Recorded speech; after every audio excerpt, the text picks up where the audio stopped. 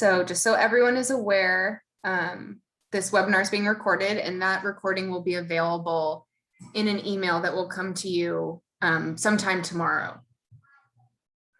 Everyone is automatically muted for the presentation portion of the webinar, so don't worry, you won't accidentally unmute yourself.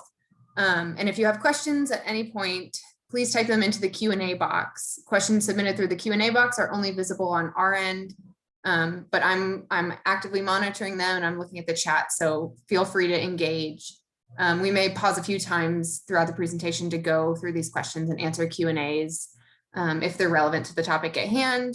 Keep an eye on the chat box for links to resources as well.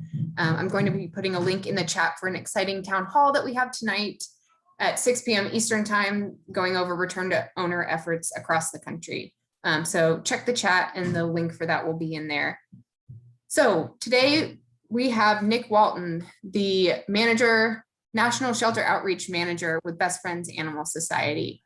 And I'm going to pass it on over there. Take it away. Thank you so much, Anna. Thank you all for joining me today. I'm super excited to be able to talk about this. And this is the third presentation today. And so if you wanted to catch up on any of the other presentations that were done today, shoot me an email and let's chat and I'll be able to get you that recording. Today we're talking about community cats and mitigating feline nuisance, but also complaints. So let's go ahead and dive into it. Let's jump in. I know that this is a common issue across the country. Whether your organization does or does not handle cats in any form or fashion, really at this point isn't necessarily the topic. It's more about how to mitigate these complaints and mitigate these nuisances to begin with. And everybody needs information, everybody needs knowledge, and that knowledge can help people. So let's learn. A little bit about myself. My name is Nick Walton. I apologize if you've already been through two of the previous presentations. You're going to hear me do my intro again. I'm from Atlanta, born and raised, been around animals my entire life. I started working with them whenever I was around 8 years old. My dad said we could get a bulldog if I could teach my other dog, Maggie, how to sit. So I ended up going to the library, picking up a dog training book, and it's been history ever since. Professionally speaking, I started working at PetSmart as a dog trainer early on in my career. Eventually broke out of PetSmart, became a behaviorist, and my time spent in Atlanta as a behaviorist led me to Fulton County Animal Services, where I fell in love with the career. I fell in love with the field work and everything that comes along with it. Not only the helping people and helping animals and helping people help animals, but also, you know, kind of the adrenaline of the job and how it's not a desk job. I just really enjoyed it. Became a field training officer, cruelty investigator, die hard about this career. And, you know, across the country, what we hear is dog catcher or cat catcher or whatever the case may be. And I'm a big believer that that's not the case. And so I'm trying to get everybody together and kind of unite in a movement that we're no longer dog catchers anymore, right? It's so much more than that. And this is today, what we're going to be learning is just a small piece of that puzzle. So let's jump in. So throughout history, right, we have not been able to catch and remove ourselves out of these problems. So we're going to be talking today about these RTF programs, return to field programs.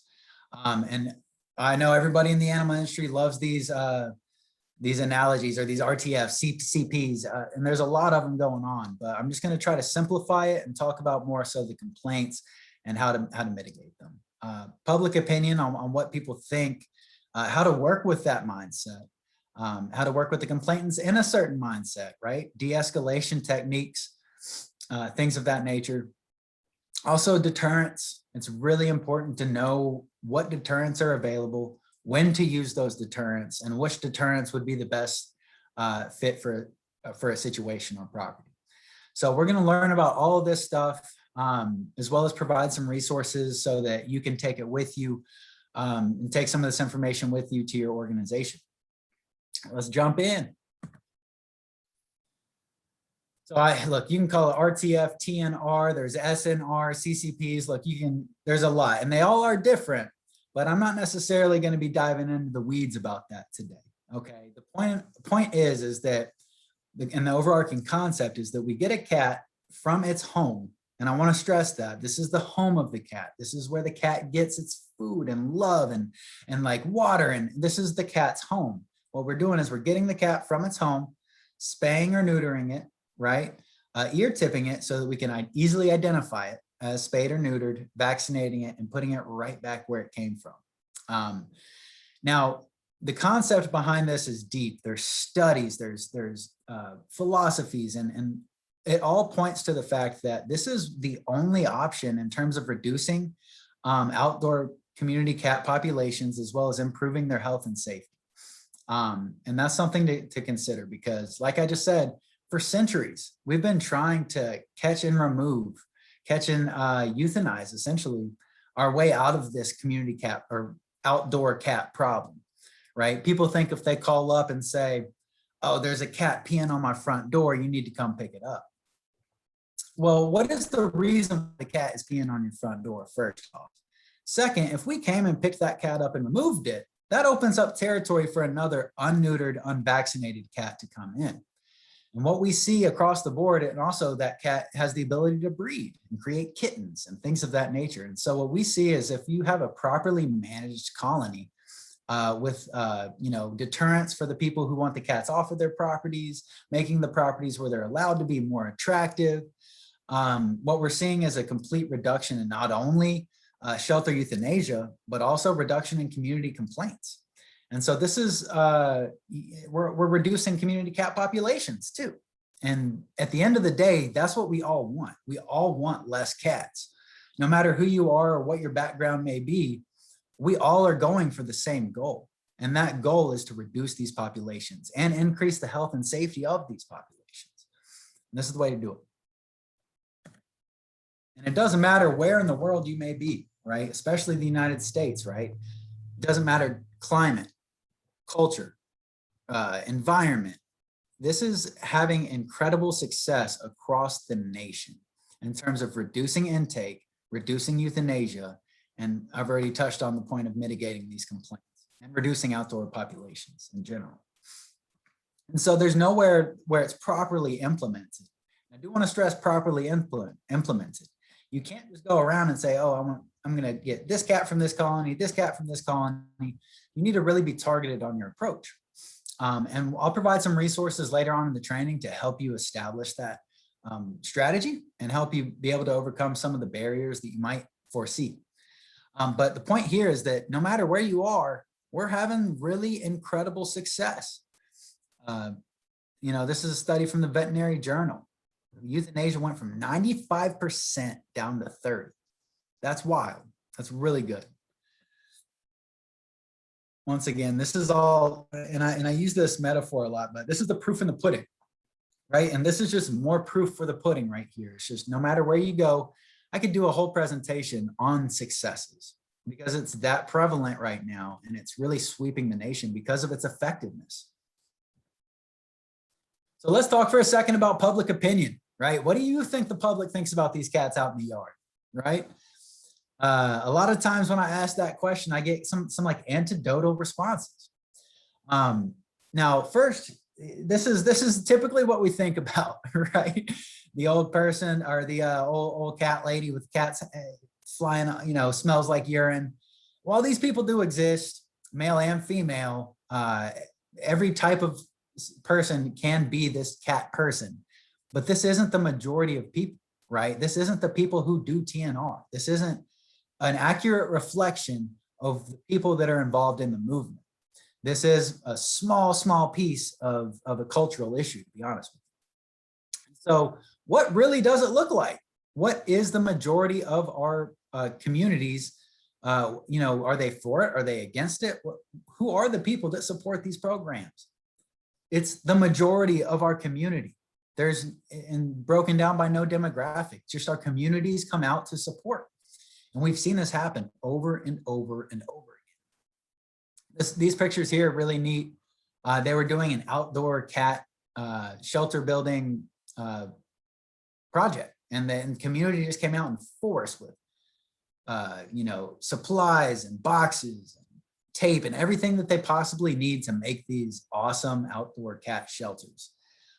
These kids right here were going door to door, passing out information about the stray cats. You know, the best ways to handle these stray cats, the best ways to keep them off your property. Look, this is an accurate reflection of the movement right here. And this is the entirety of your community. There's some people that don't agree with it or may have their reservations about it. They may just not know everything about it and the studies and the techniques and the strategies behind it and why it works. So, you know, once again, this is some more pictures about just people coming out in the forces and tons of people to support these programs. A national study was conducted, and I'm going to dumb this down, but basically 3 options were presented. Like, what would you rather happen? What would you like to see happen for this cat, right? This outdoor cat, community cat. And there's 3 options presented: TNR, lethal injection, or do absolutely nothing. This is a national survey, right? This isn't regional. This isn't based upon one part of the state of one part of the United States. This is a national study, and 68.3% said TNR is the way to go.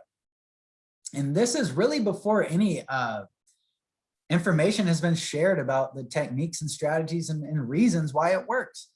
And so I have a feeling this lethal injection number right here, the 23.9, would be greatly reduced with a little bit of conflict mitigation, with a little bit of information sharing, right? Explaining the vacuum effect and explaining these things and the reasons why these programs are so successful.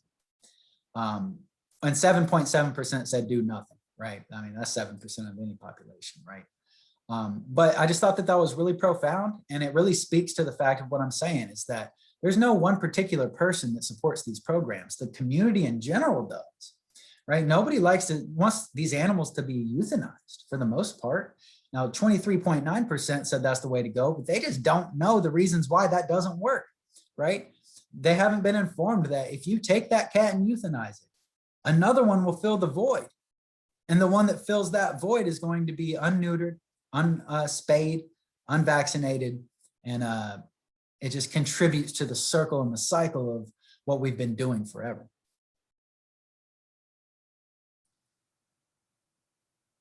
Just kind of reiterating that point, the public strongly opposes lethal roundups, right? That is not a good way to get community support, first off, by doing this. Now, you make that one person happy, right? Let's say one person calls up and they say, I need you to come out to my property. There's a cat on my front porch. It keeps peeing. You need to come get it and remove it immediately. Well, for some reason in animal control, we're like, okay, you know, despite the fact that we know that that is not the best way to move forward. So we go and remove that cat. Now, what does the neighborhood think about it, right? If the public strongly opposes it, you've made that one person happy, right? By getting that cat and removing it. But A, the problem will persist, and B, the community in your neighborhood will look at you as just like the classic old animal control, right? Rolling around, doing their roundups, picking up their cats and dropping them off at the shelter for disposal. And that's not what we're doing, okay? We need to be experts and professionals in the subject. Once again, no matter where you're from or whatever ordinances you have or your opinions on the subject, that's all fine, right? What we're arming you with today is knowledge on the subject, right? So that you can have these communications and you can understand how to hold these conversations. The current mindset of a complainant, right? But before we address the mindset of the complainant, let's think about our own mindset, right? You got to know your own first. This has never worked. Trap and kill, catch and remove, catch and kill, no matter what you call it, has never worked. The cat population remains, right? These problems remain, these angry citizens remain. Because of that exact reason, what I was referring to earlier, this vacuum effect. It opens territory for another cat. And so what is the definition of insanity? I'm sure somebody listening right now has heard this before. Albert Einstein, I think, coined the phrase, I don't really know, but that's the reason why I got a picture up there, of insanity is doing the same thing over and over again, yet expecting different results. Simple as that. So we got to figure out a way to make it work. We need to stop being reactive, right? And reactive in terms of responding to these complaints, getting the cat and getting them out, right? That's just kind of on the back end of an actual problem. That's just kind of putting a Band-Aid on a bleeding wound, right? We need to address the root cause of this problem. Why are there many cats? Why are there this many cats? You know, and really start to dive deeper into the science of it. And whenever you're proactive, you're going to start to see reductions. And if everybody on the staff is productive or proactive, I should say, and the community understands what we're doing, you're going to start to see these cat populations drop. You're going to start to see these complaints drop. And you're going to start to see all this stuff happen, lower call volume, freeing you up for other work. So, you know, I talk about the term dog catcher often, and a lot of times it's not the community's fault, right? We've essentially trained our communities to think this way over a period of time, right? This is what we are here for. You contact us whenever you need an animal removed, and we will dispose of it the way that we do it. We now know that that is not the best way to achieve results, whether that be through compliance or mitigation. And so we need to position ourselves as experts on all things animal related. You know, if I called up to my local garbage company and I said, hey, I got some paint cans and some batteries. I need you to come pick up right now today. You know, they're going to say no, because that's not the best way to do it, because we know as professionals that that is not going to work one way or another. I don't know the details, but I can't call the police department and have them come do something that's outside of what they do. But for some reason in this industry, people call up with an angry voice and we get scared. We get scared that they may take it to the next level, or they, you know, we just essentially obey what the public tells us to do. We need to start positioning ourselves as experts on the subject and informing people on the reasons why we're doing what we're doing. I've just touched on this, like we can remove one cat, make that one person happy, but at what expense, right? We're just further digging ourselves into a deeper hole in terms of community support and buy-in. And a negative perception of animal services and animal control in general. So this one's big for me because I've personally experienced this one, and I've done it before many times, right? It's human nature. What happens is you end up getting a cat, and this is before our transition took place, but you end up getting a cat and you start to tell the person what's going to happen next. They say, well, what's going to happen to this cat? And you essentially lie through your teeth. You know that you're dealing with a fractious cat. You know that you're dealing with a cat that typically would not make it very far in a shelter environment. Probably isn't fit for adoption, you know? And so like you're looking at this cat, but you're telling the person, oh, you know, it goes through our process and, you know, it could potentially be rehomed, and you're opening up this hopeful door for this person. Instead, we need to be honest about the difficulties that cats face in our shelter environment. Be transparent with that person about the reasons why that this is typically ineffective, or whatever the case may be. Just don't err on the side of covering it in sugar, right? Just be honest about what the actual fact of the matter is. And when you're honest about things, you can actually put a plea out for support. Statistically, right? Cats are safer on the street than in the shelter. And this isn't just me saying that, right? This is something that has been proven. They're safer on the street. Also, there's a crazy stat that essentially only 3% of cats are reclaimed by their owner at the shelter. That is a mind-blowing statistic, right? So the cats are more likely to find their way home on the street than bringing them into the shelter. And that's just a really crazy stat for me as well, that how low these return to owner rates are for cats within the shelter. It's just not the best place for them to get back home or survive. We have a couple questions in the Q&A.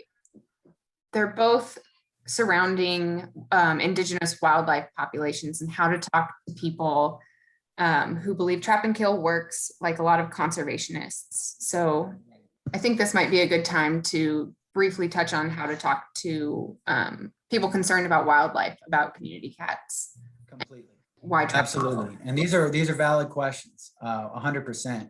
So first things first is, like, let's say you have a colony of cats in an indigenous bird population or an endangered bird population, or in general, right? we don't want to make that where our colonies reside, first off. Now, that's not something that you want to have the conversation about, but the main point of topic, or the main point of conversation that you want to engage with on this would be, basically, we all want less cats, right? The only way to have less cats is this. This is the only proven way. And so would you rather have 50 cats that can multiply, or would you rather have 5 cats that cannot multiply, right? And so what we're seeing is a number of places and Audubon societies across the nation who are understanding that TNR is actually the only way to reduce cat population statistically. And so that's a good point to drive home. And I know that we have a few other people on this call, and I typically make these super engaging. I don't want to throw anybody out there, but Scott Giacopo, are you on the call by chance? I know you might have something to add to this. I am on the call, and no, you nailed it. Cool, thank you. Yeah, no, Thanks. usually like this is a webinar format, and I apologize everybody. Typically when I do these trainings, it is very engaging. Like you can just talk over me and let's have a conversation about the subject. And so it's unique for me just having a few, not a very engaging conversational based training, but excellent questions. Look, the main point of all of this is that we are reducing cat populations, right? This is the only way that's been proven to do so. And we are all on the same team, right? You want less cats, so do we. So let's build a partnership, use that as a point of a relationship building, more so than a point of conflict. Good questions. Anna, were there any other further questions before I move on? We have a response to that. So I guess speaking with people that literally do not believe TNR works, they disagree and actively believe TNR does not work to lower cat populations, and they spread that information around. Right. I'll put a link to some studies and some support for it that you can share with people. Yeah, absolutely. Look, this isn't, like I said, this isn't just me saying these things, right? This is a proven strategy, proven with statistics and studies all across the country and all across the world, really. So, obviously you can start with the data, but really the biggest thing that I focus on is relationships, building relationships and explaining to people, we all want less cats, let's figure out a way to do so together and let's find an end result here. All right, so NACA, you see the highlighted part here. NACA recognizes the methods such as trap and remove. I'm not going to read the whole thing for you. Point being is that the nation's leading organization for animal control officers and training and things of that nature recognizes that trap and remove is simply ineffective at reducing community cat populations. So there's another statistic, or at least a accommodation that you can provide for somebody who just vehemently opposes it.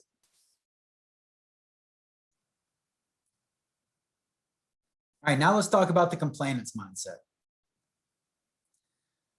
Their frustration is up here. They are ticked off. They are done dealing with these dang cats, peeing on their door, peeing on their car, scratching the paint, digging up their garden. And I understand that, right? I would be frustrated too.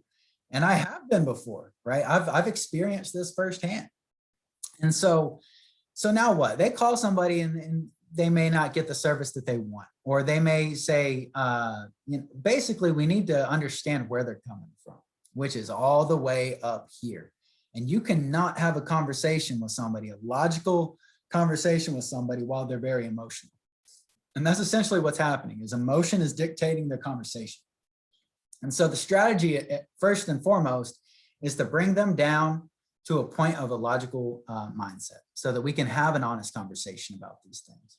So how do you do that, right? How do you drop their emotion to a certain extent down to a point?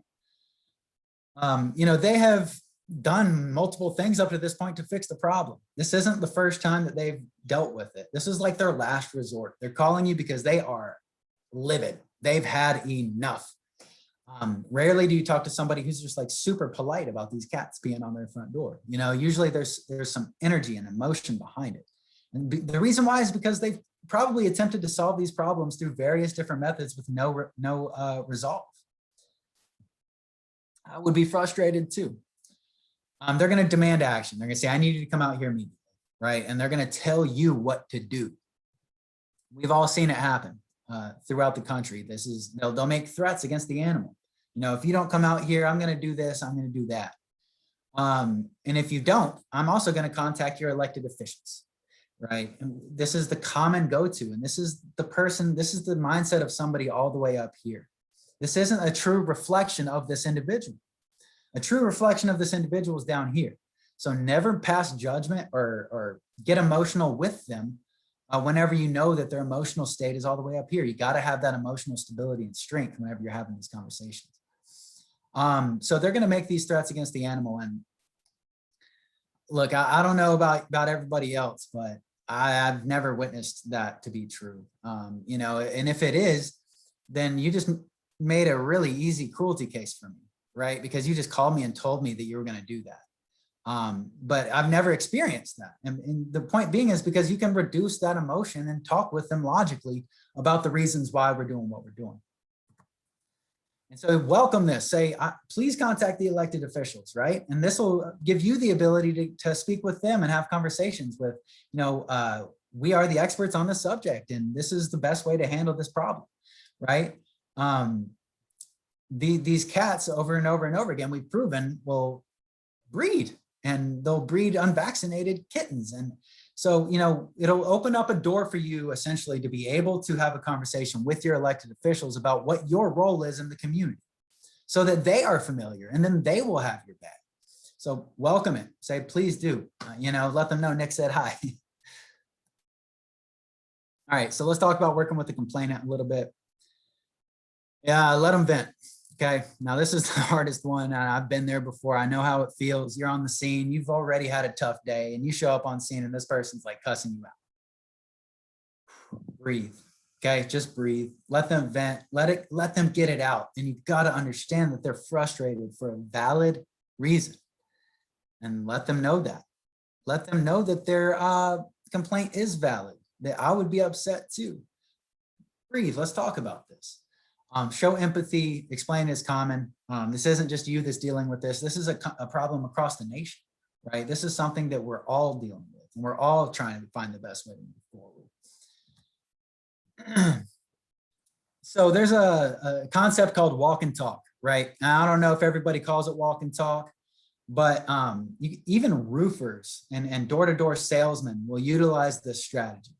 What it is basically you knock on the door and you want to get them out of the doorway and walking, right? Whenever that happens, something happens psychologically to where they're more inclined to A, bring down their energy level, and B, talk more openly and freely with you about the issue. And so next time you get a roofer knock on your door, tell me that they don't do this. They're going to knock on your door and they're going to say, hey, I saw some shingles up on your roof had fallen off, you know, and I wanted to come step outside and let me show you. And what they're doing is they're trying to drop your guard. There's a psychology behind this. And so next time a roofer knocks on your door, be like, no, I know what you're doing. No, I'm not going to buy a roof today. But it really is effective with these cat complaints. So get them out of that, you know, show me where the problem is occurring. I would love to see where the cats are coming in from. And we'll talk about site evaluations in just a second, but site evaluations go hand in hand with these walk and talks. Get them moving, get their feet moving. And also, you know, if they got a cool car in their yard or their driveway, mention it. Be like, man, I used to have a Cadillac 91 Fleetwood, you know, and try to start developing a relationship with this person. And what happens is that energy level is going to start to decrease, and you're going to start to have a conversation with the person that really is reflective of who they are versus the person that's acting emotionally. So you also need to be armed with talking points, right? You need to be able to have the ammunition to back up what your words say. Some talking points are the studies, right? Years we've been doing the same thing and it just doesn't work. There's studies to show this. So that's one, you know, it's working all over the country. In every type of environment, we are reducing cat populations. Being honest and transparent, we just talked about this. This is another talking point that you got to consider. A majority of the public does not want cats euthanized, right? They just want them off the property. I just want my cat to stop, or this cat to stop jumping on my car. And so it's being transparent about it. You know, if we brought this cat to the shelter, it more than likely this cat will be euthanized. And people will understand that. People will understand what you're trying to do and why you're doing what you're doing. The solutions are easy and pretty hands off for the most part, you know. And we'll talk about these deterrents, and these deterrents are solutions to keep cats off of the property, proven to work. So we'll talk about that, and there are strategies and whatnot. And TNR in of itself solves a majority of these problems, right? You're looking at spraying urine, yowling at night, roaming. That's another common issue or a response that I get back whenever I do this presentation is, well, what about these cats that are just getting hit by cars all the time? Well, that's because they have a large radius that they roam, right?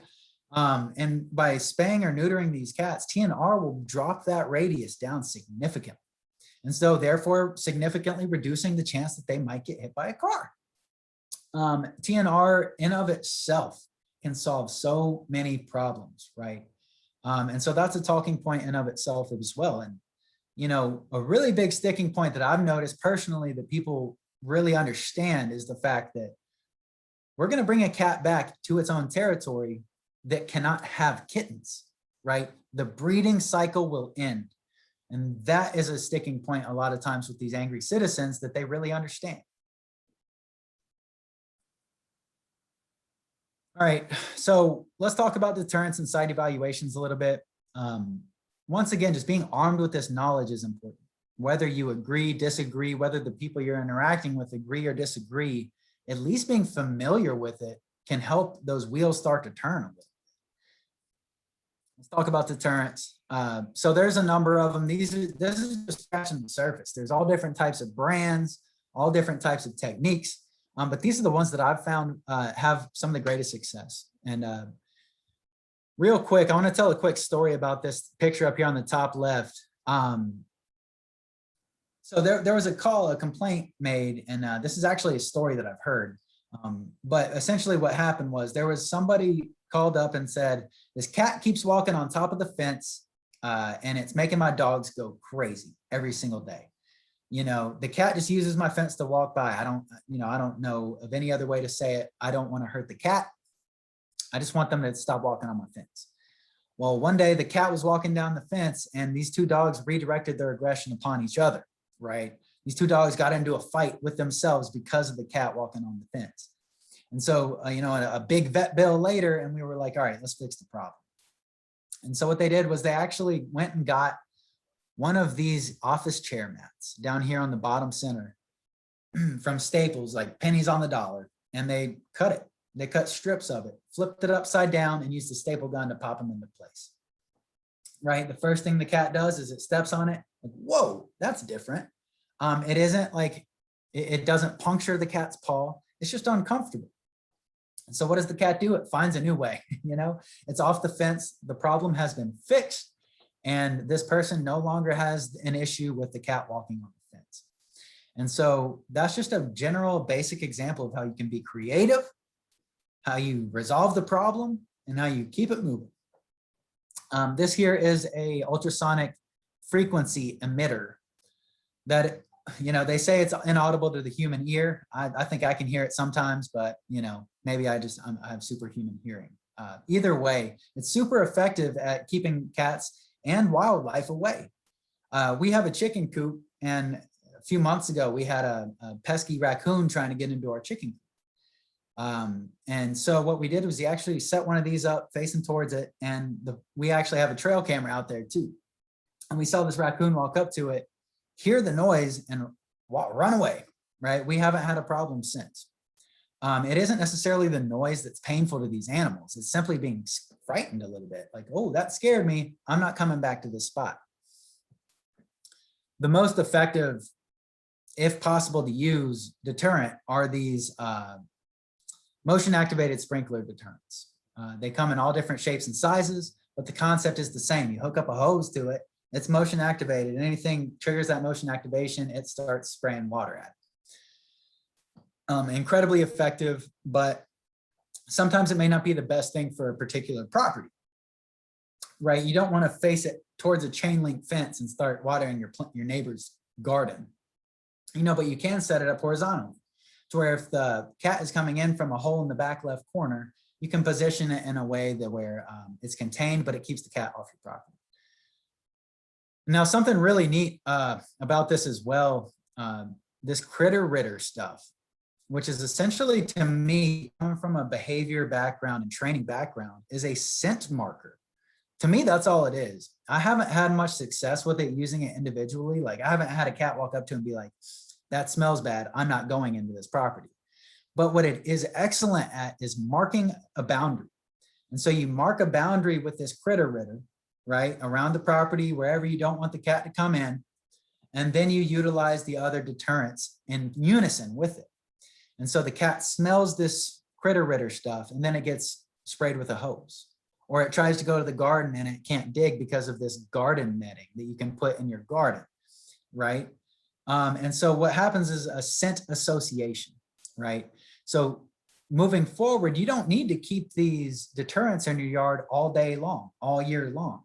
What happens is training, classic conditioning or operant conditioning, one of the two, I don't know. But what ends up happening is the cat will smell this and understand what that means. And if it's the same cat, you can give this critter ritter to your neighbor and not even use deterrents, right? They'll just smell that as a scent marker and not want to go onto that property. We can get creative with our solutions too. And we'll talk about that with our site evaluations, but a little bit about the critter ritter and how you can utilize scent marking powders so that you don't need to have these like long-standing yard ornaments in your yard, and you can actually pull your deterrents after a period of time. We're just training these cats. But if we were to remove one of those cats, now the next cat that comes up is untrained, and you've got to do the process again. So it all works in full circle. It's all got to be comprehensive. All right, site evaluations. This goes hand in hand with walk and talks. All right. I was big into site evaluations. And I would also like to get the complainant involved in the solution, right? We're triggering psychology once again here. If you're part of the solution, you're all of a sudden invested. You're not going to have as many rebuttals or any negativity about it. You're going to be pretty invested in fixing the problem if you're involved with the solution. So I would always get the complainant, I would walk into my truck, and I would draw out a very rough map of the property. And I would say, okay, so we're looking at your property here with this map. Now, where's the cat coming in, right? And we identify that on the map. And that's the first thing here on this presentation, or on this slide here in particular, is how is the cat accessing the property? First, address that. What type of damage is the cat causing, right? Is it really scratch and paint on your car? Let's see it. Walk me to the car. Let me see the damage. Is it peeing on your front door? Let's go check it out. Because what you might see is people maybe exaggerating the truth. Okay, so you're finding the truth at the same time performing an investigation on the best way to prevent the cat from coming onto the property with the owner while you're de-escalating the situation. Explaining to them sterilization will reduce most unwanted behaviors just in of itself, without any other deterrents or without any further action, just simply spaying the cat, right?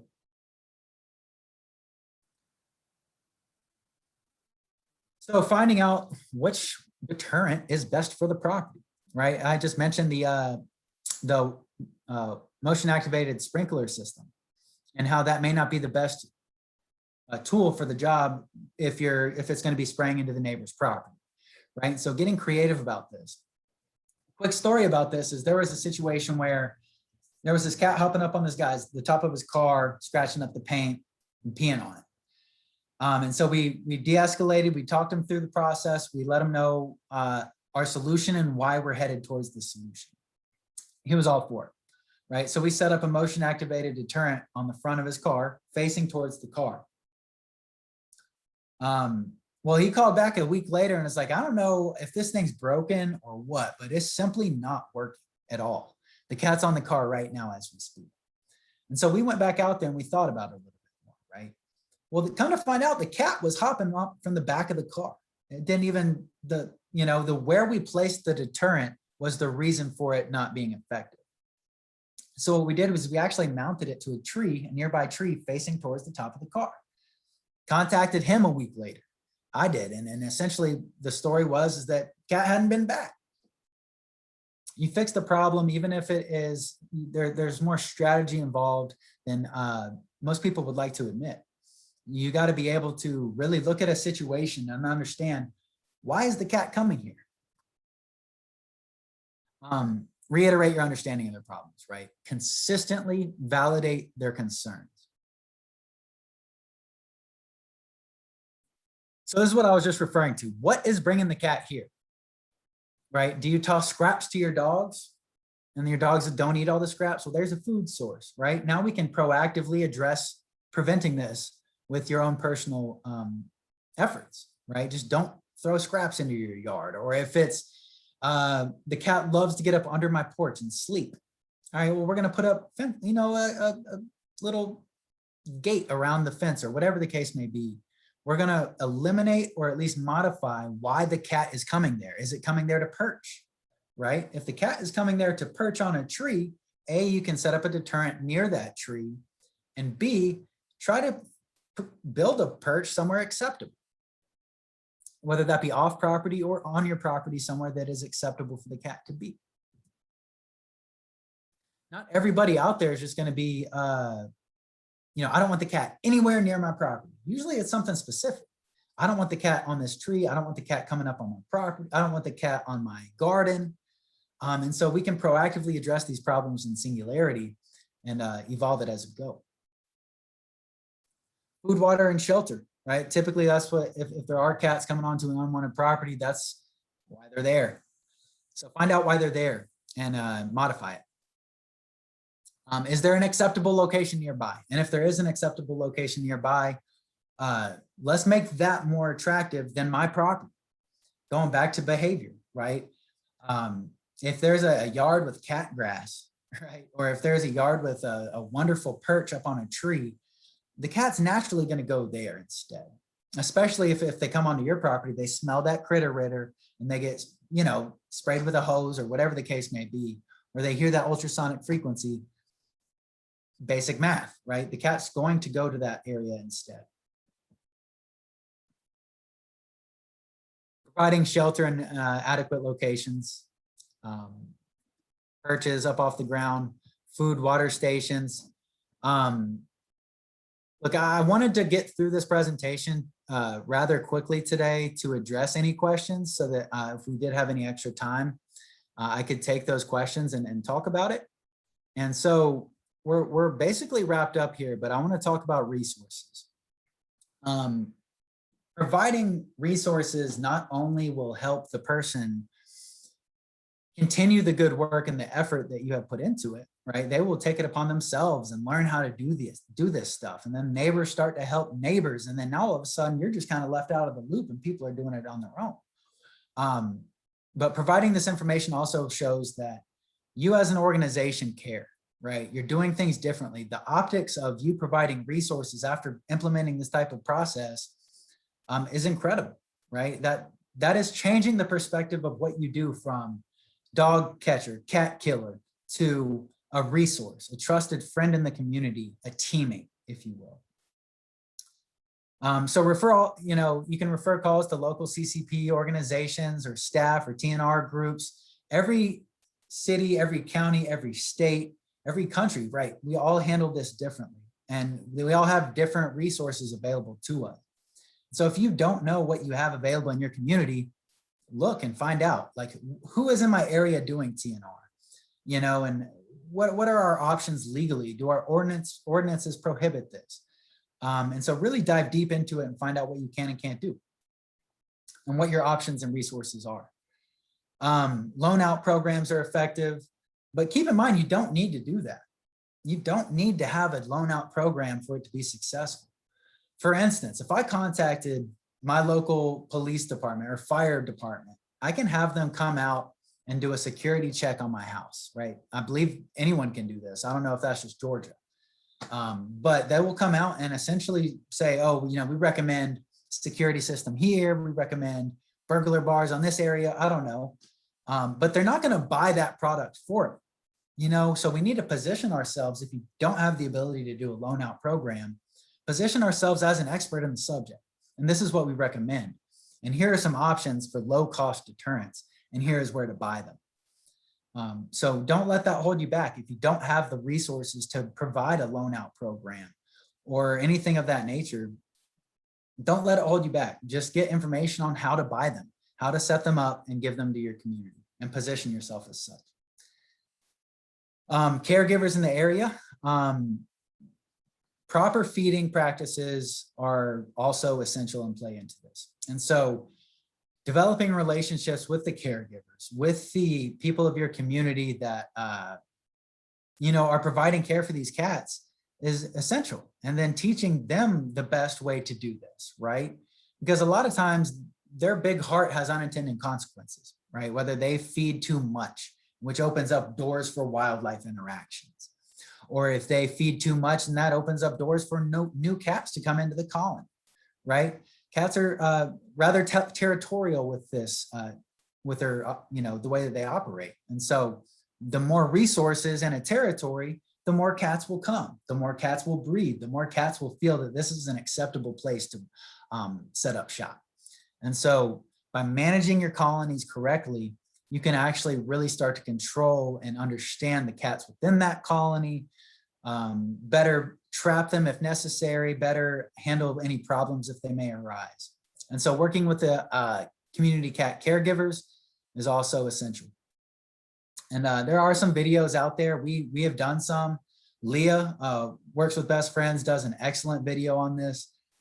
There's just so many resources. And if you're really curious to learn more about it, I encourage you to do so. We also have Best Friends has a community cat programs handbook, which is the holy grail of CCP programming, right? Everything from how to get it started to how to clean up the edges, everything in between, how to hold these conversations, how to, and even the technical aspects of trapping a cat or the best way to transport cats in a van. Like there's so much on this handbook and it is the gold standard. There's nothing like it that exists currently. And it is, like I said, that, you know, every time I open it, it's like angels singing because it's the most comprehensive document to date anywhere ever.